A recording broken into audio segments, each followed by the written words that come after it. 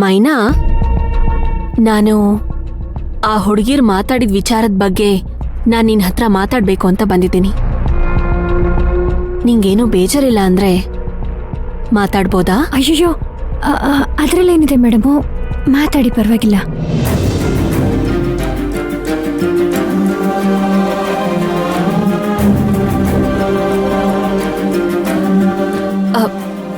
ಈ ರೀತಿ ಹೇಳ್ತಿದ್ದೀನಿ ಅಂತ ತಪ್ಪು ತಿಳ್ಕೋಬೇಡ. ಪುಷ್ಪಕ್ಕೂ ತುಂಬಾ ಒಳ್ಳೆ ಹುಡುಗ ಮೈನಾ.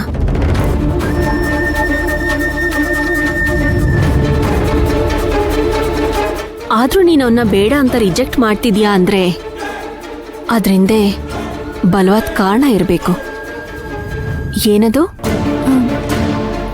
ಅದು ಮೇಡಮು, ನನ್ನ ಹತ್ರ ಹೇಳ್ಕೊಳಕ್ಕಾಗಲ್ವಾ?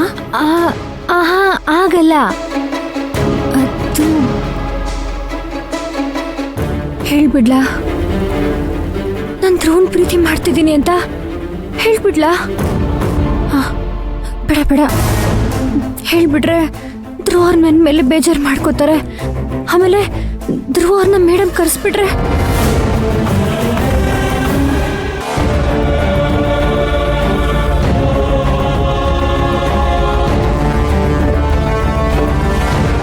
ಮೈನಾ, ಏನ್ ಯೋಚನೆ ಮಾಡ್ತಿದ್ಯಾ? ಏನೂ ಇಲ್ಲ ಮೇಡಮು. ಪುಷ್ಪಕ್ನ ಬೇಡ ಅನ್ನೋದಕ್ಕೆ ಕಾರಣ ಏನು ಅಂತ ಕೇಳ್ದೆ. ಮೇಡಮು, ಅವ್ರ ಬಗ್ಗೆ ನನ್ನ ಮನ್ಸಲ್ಲಿ ಆ ಥರ ಯಾವ ಭಾವನೆನೂ ಇಲ್ಲ. ಮನ್ಸಲ್ಲಿ ಯಾವ ಭಾವನೆನೂ ಇಲ್ಲದೆ ಮನ್ಸಲ್ಲಿ ಜಾಗ ಕೊಡು ಅಂದ್ರೆ ಹೇಗಾಯ್ತದೆ ಹೇಳಿ? ಎಲ್ರೂ ಪುಷ್ಪಕ್ ಸರ್ ಹತ್ರ ಕಾರ್ ಐತೆ, ಬಂಗ್ಲಾ ಐತೆ, ಆಸ್ತಿ ಐತೆ, ಮೈನಾ ಒಪ್ಕೋತಾಳೆ ಅಂತಾನೆ ಅನ್ಕೋತಾರೆ. ಆದ್ರೆ ನೀವೇ ಹೇಳಿ, ದುಡ್ಡು ಕಾಸಿಂದ ಹುಟ್ಟೋ ಪ್ರೀತಿಲಿ ಆಯಸ್ಸಿರ್ತದ? ಅದರಲ್ಲಿ ನೀತಿ ನಿಜಾಯಿತಿ ಇರ್ತದಾ?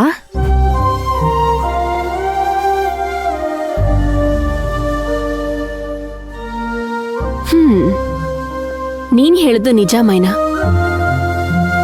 ಆದ್ರೆ ಪುಷ್ಪಕ್ ವಿಚಾರನೇ ಬೇರೆ ಅನ್ನಿಸ್ತಾ ಇದೆ. ಅವನ್ ತನ್ನ ಸ್ಥಾನಮಾನನ ಮರೆತು ನಿನ್ಗೋಸ್ಕರ ಅವನ್ ಸ್ಟೇಟಸ್ನೇ ಸೈಡಿಗೆ ಇಟ್ಟಿದ್ದಾನೆ ಅಂದ್ರೆ ಅವನ್ ನಿನ್ನ ಎಷ್ಟು ಪ್ರೀತಿಸ್ತಿದ್ದಾನೆ ಗೊತ್ತಾ?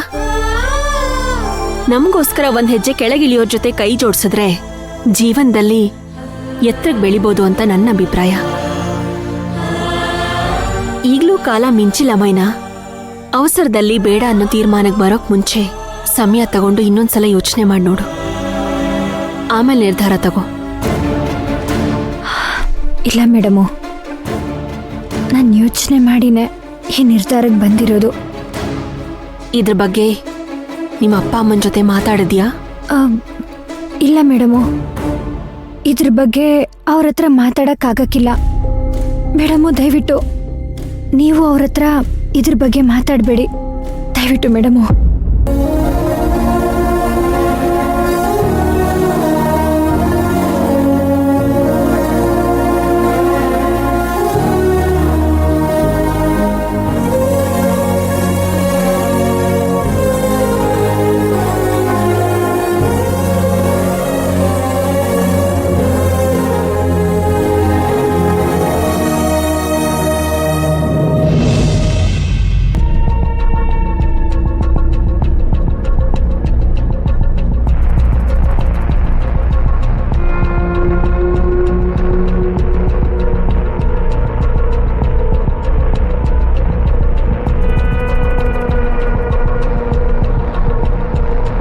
ಪುಷ್ಪಕ್, ನಿಂತ್ಕೋ.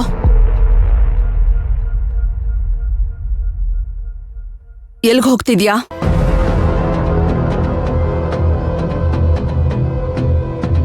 ಆಫೀಸ್ಗೆ ಮಾಮ್.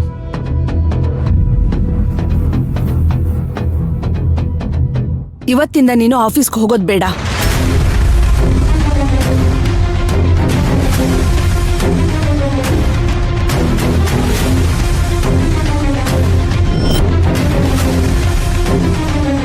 ಯಾಕ್ ಮಾಮ್? ಮಲೇಷಿಯಾದಲ್ಲಿ ಒಂದು ಬ್ರಾಂಚ್ ಓಪನ್ ಆಗ್ತಿದ್ಯಲ್ಲ, ಅಲ್ಲಿಗೆ ನೀನು MD ಆಗಿ ಹೋಗ್ತಿದ್ಯಾ? ಮಾಮ್, ಹೌದು. ನಾನು ಅರವಿಂದ್ ಹತ್ರ ಮಾತಾಡಿ ನೀನ್ ಹೋಗೋದಿಕ್ಕೆ ಟಿಕೆಟ್ ಬುಕ್ ಮಾಡಿಸಿದ್ದೀನಿ. ಮಾಮ್ ಯಾರನ್ನ ಕೇಳಿ ಟಿಕೆಟ್ ಬುಕ್ ಮಾಡ್ಸಿದ್ರಿ? ಯಾರನ್ನ ಕೇಳಿ ಈ ಡಿಸಿಷನ್ ತಗೊಂಡ್ರಿ? ನಾನು ನಿಮ್ಮಮ್ಮ. ಯಾರನ್ನೋ ಕೇಳಿ ಡಿಸೈಡ್ ಮಾಡೋ ಕರ್ಮ ನನಗಿಲ್ಲ. ಮಾಮ್ ಯಾಕೆ ಈ ತರ ಮಾತಾಡ್ತಿದ್ದೀರಾ? ನನ್ನ ಒಂದ್ ಮಾತು ಕೇಳ್ಬೇಕಲ್ವಾ? ಇದ್ರಲ್ಲಿ ಕೇಳೋದೇನಿದೆ?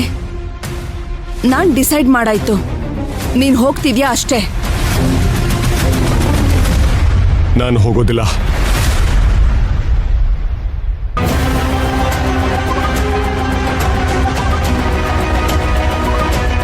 ಹೋಗದೆ ಇನ್ನೇನ್ ಮಾಡ್ತೀಯಾ?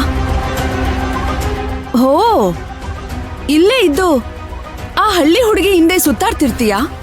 ಸೌಪರ್ಣಿಕಾ, ನಿನಗ್ ಯಾವಾಗ ಏನ್ ಮಾಡ್ಬೇಕು ಅಂತ ಎಷ್ಟು ಹೇಳಿದ್ರು ತಲೆಗೆ ನೀವು ಹೋಗೋದಿಲ್ಲ. ಮಾತಾಡ್ಬೇಡಿ, ಸುಮ್ನೆ ಇರಿ. ಇದೆಲ್ಲ ನಿಮ್ಮಿಂದಾನೆ. ನೀವು ಮಾತಾಡೋ ಟೈಮಲ್ಲಿ ಮಾತಾಡಿದಿದ್ರೆ ಇವತ್ತು ನನ್ನ ಮಗ ಈ ಮಟ್ಟಕ್ಕೆ ಬಂದು ನಿಲ್ತಿರ್ಲಿಲ್ಲ. ಅವನು ಆ ಹಳ್ಳಿ ಹುಡುಗಿನ ಪ್ರೀತಿಸ್ತಿದ್ದಾನೆ ಅಂತ ಗೊತ್ತಾಗಿದ್ದೀನಾನೆ. ನೀವು ಅವನಿಗೆ ಬೈಬೇಕಿತ್ತು. ಆಗ್ಯಾಕ್ರಿ ಸುಮ್ನಿದ್ರಿ? ಹಾ, ಇಲ್ಲ, ನನ್ ಕೈಲಾಗಲ್ಲ. ನನ್ ಮಗನ ಈ ಸ್ಥಿತಿಲಿ ನೋಡೋದಿಕ್ಕೆ ನನ್ ಕೈಲಾಗಲ್ಲ. ನಮ್ ಕುಟುಂಬದಲ್ಲಿ ಇದುವರೆಗೂ ಯಾರು ಈ ರೀತಿ ಕುಡ್ದು ಮೌನ ಕಳ್ತಿರ್ಲಿಲ್ಲ. ಆದ್ರೆ ನಿಮ್ಮ ಬೇಜವಾಬ್ದಾರಿತನದಿಂದ ನನ್ ಮಗ ಇವತ್ತು ಈ ಮಟ್ಟಕ್ಕೆ ಬಂದು ನಿಂತಿದ್ದಾನೆ, ಹಾಳಾಗಿದ್ದಾನೆ. ನೋಡಿ, ನನ್ ಮಗ ನನ್ ಜೊತೆ ಇರ್ಲಿಲ್ಲ ಅಂದ್ರೂ ಪರವಾಗಿಲ್ಲ, ಅವನ್ ದೂರನೇ ಇರ್ಲಿ. ಅವನ್ ದೂರ ಇದ್ದು ಬದ್ಲಾಗ್ಬಿಟ್ ಬರ್ಲಿ. ಹಾ, ಮಾಮ್ ಸಾರಿ ಮಾಮ್. ಬೇಡಪ್ಪ, ಬೇಡ, ಏನು ಮಾತಾಡ್ಬೇಡ. ನಿಮ್ಗ್ಯಾರ್ಗೂ ನನ್ ಸಂಕಟ ಅರ್ಥ ಆಗಲ್ಲ.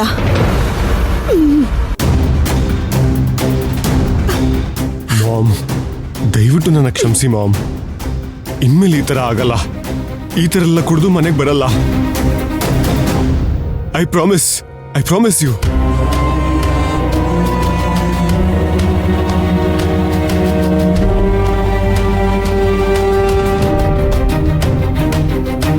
ಮತ್ತೆ ಇಲ್ಲಿದ್ಕೊಂಡು ಏನ್ ಮಾಡ್ತೀಯಾ?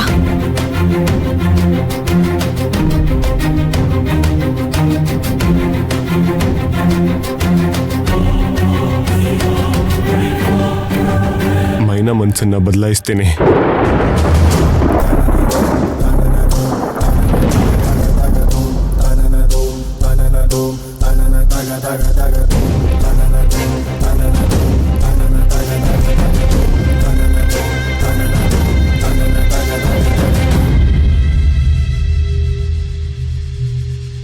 ಏನಂದೆ?